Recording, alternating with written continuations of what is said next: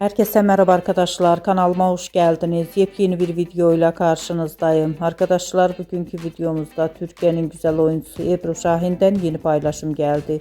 Ebru Şahin maçta eşi Cedi Osman'ı tek bırakmadı. Ben de bu muhteşem görüntüleri sizler için YouTube kanalımda video halinde sunuyorum arkadaşlar. Ebru Şahin ve eşi Cedi Osman'a dair video haberi ve fotoğrafları görmek ve bulmak istiyorsanız da kanalımı izlemeyi ve bildirim butonuna basmayı unutmayın. Şimdilik benden bu kadar olsun. Yeni videomuzda görüşmek üzere. Hoşça kalın.